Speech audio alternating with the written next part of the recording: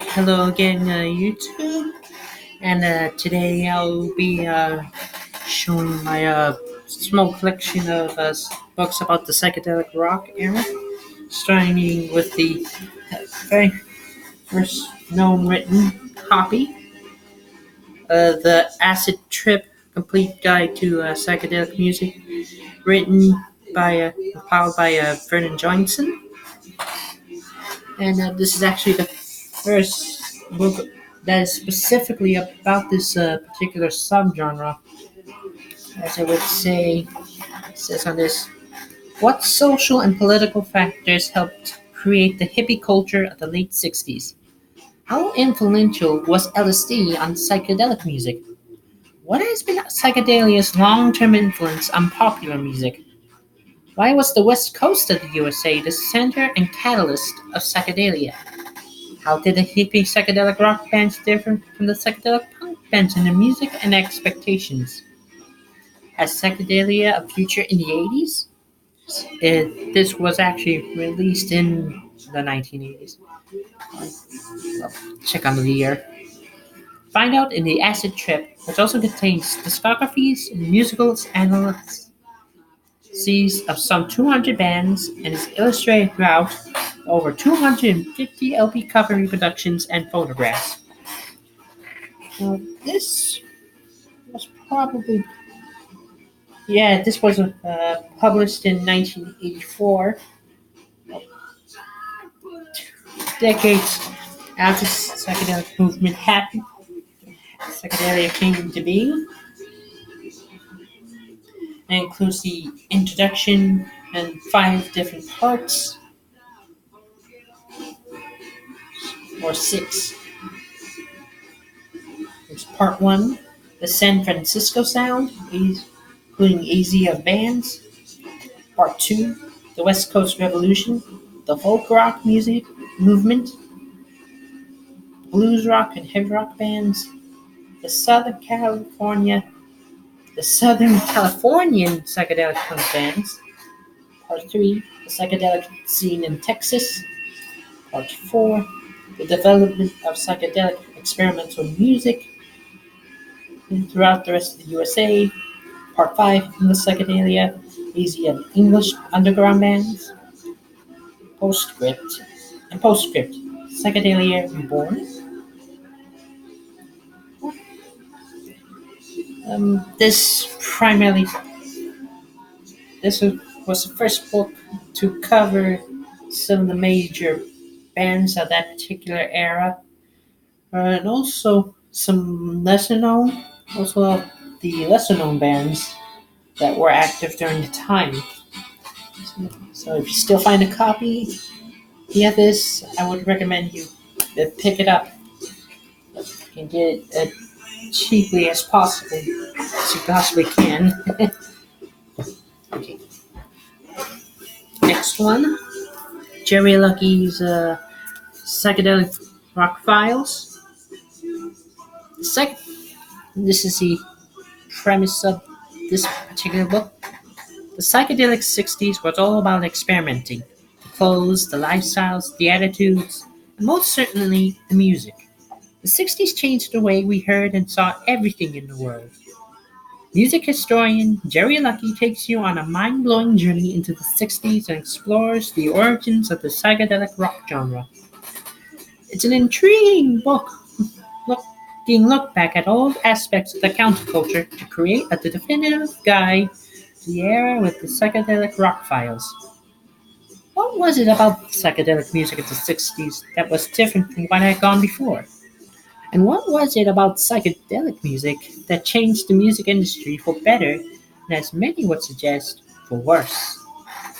The Psychedelic Rock Files is a look back at the trippy 60s and explores in detail how psychedelic rock music came into being and the impact it's had on future generations.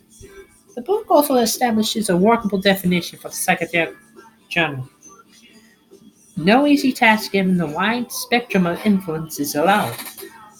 This book also looks at psychedelic influence on posters and the light shows, and the changing face of music venues. Also included is a comprehensive A-Z listing of over 700 psychedelic bands and artists, each with a mini biography and selective discography. The Psychedelic Rock Files is the second in a series of handy reference volumes designed to aid both the novice and the more accomplished record collector in discovering new and exciting musical finds. So, Lucky pretty much expands upon the history and also the discography of the music itself. So, they also published some other books like the Progressive Rock Files and the Progressive Rock Handbook, but I'll probably cover those in a much later video, possibly. So, much larger discography and information, more expensive, probably expanded information on the scene than the Acid Trip, though I do like both books. And again, and I also recommend this as well if you can find a copy. So that's that. Yeah.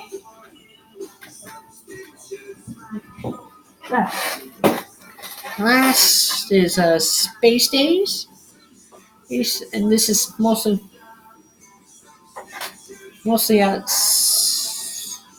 and this is actually a s-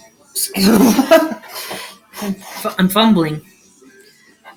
Space rock is an outgrowth of both psychedelic rock and progressive rock, and it also can have some of the major players, a few major players as well. Here's what it is. It states in the back. In the beginning, there was Hawkwind. Not quite in the very beginning, of course. Sundry creation myths notwithstanding, nothing springs from absolutely nothing. In terms of space rock, without Hawkwind, there would still have been space and rock, and maybe some people would have put them together and said, ah, this must be what we mean. But Hawkwind was never simply put together, either though adherents of what we today call space rock can argue all night about its ingredients. Can they be removed from the can they be removed from the equation? What, after all, is space rock? To the earliest Hawkwind fans who saw the adverts in the music press that advertised their first eponymous album beneath the banner Space Rock, it encompassed everything from the blues-driven throb of Her on Sundown to the full-blooded freak-out of Seeing It As You Really Are. 10 minutes of eerie electronics, except the sounds are all organic, and what you hear whispering, howling, and hooting in your head is not necessarily what you have going on in your ears. Space rock embraced all these things. Space rock thus became all these things, and it was only later other musicians had borrowed its elements, isolated them, and developed them as single strands. That maybe the basics became a little blurred.